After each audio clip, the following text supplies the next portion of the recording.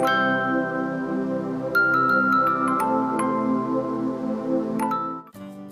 it's Hinda and welcome to a new baking video on Cooking Fantasies. In today's video, we're going to be making a marble cake with vanilla and chocolate taste, which we're going to be complementing with white chocolate and milk chocolate ganache. This recipe makes a very moist and fluffy cake, which is also very easy to make. So let's get baking.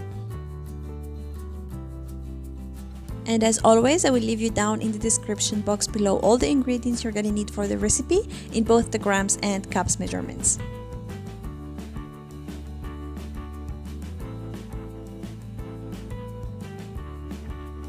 So first, before we start, I'm gonna say it again because I always say it in all my videos.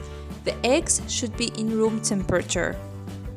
And this is very important to achieve a moist texture in the cake. So beat the eggs with the sugar and the vanilla sugar or vanilla extract and keep beating until your mixture doubles in volume at least and becomes thick. Then add the oil and resume beating to incorporate it. And now add the yogurt. I used Greek yogurt for this recipe because I like how creamy it is, but you can basically use any kind of yogurt you have in hand. And then beat again briefly until it's incorporated. Now sift the flour directly into the butter and do the same for the baking powder.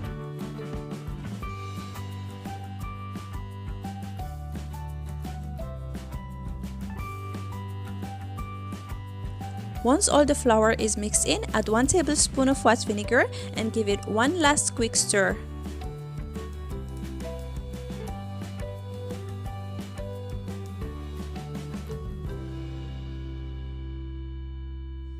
And now it's time to divide the butter to add the cocoa powder.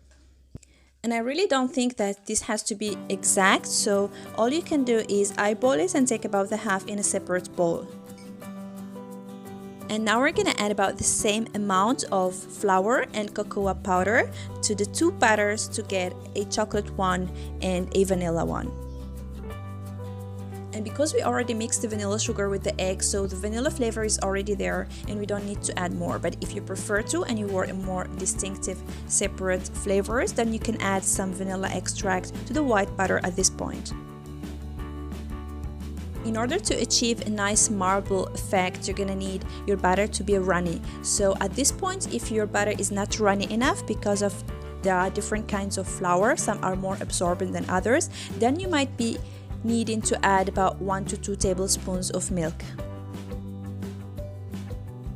I used 12.5 centimeters, that's about 5 inches, non-stick loaf pan. But for extra protection and to be sure to be able to easily remove the cake afterwards, I covered it with some butter and floured it. Now go ahead and pour the batters alternately into the pan. And for an extra twist, you can run a knife blade slightly in a kind of zigzag motion into the cake batter. And then bake it in a 180 degrees Celsius, that's 356 degrees Fahrenheit preheated oven for 30 to 35 minutes. Once you take the cake out of the oven, allow it to totally cool before removing it from the pan. Now to prepare the ganache, you're gonna have to heat your heavy cream, and you can do this either in a stove on a low heat or in a microwave and pour it directly into the chocolate. Allow it to sit for 1 to 2 minutes until the chocolate absorbs the heat and starts melting. Then take a spatula or scraper and start mixing from the center outwards till all the chocolate is melted.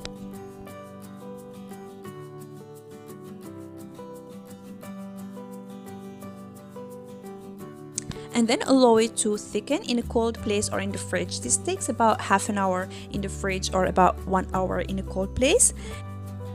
And then cover your cake with the ganache as you desire to.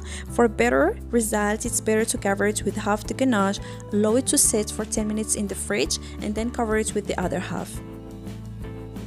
And as soon as the ganache has set a little bit, your cake is ready to enjoy. And as you see, this is a very easy to make recipe. The ingredients are also basic and maybe you already have them in your pantry. So go ahead and bake this cake and tell me what you think about it.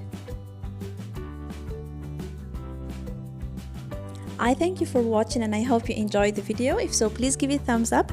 Don't forget to subscribe to my channel for more delicious recipes, and see you soon with a new baking video. Happy baking!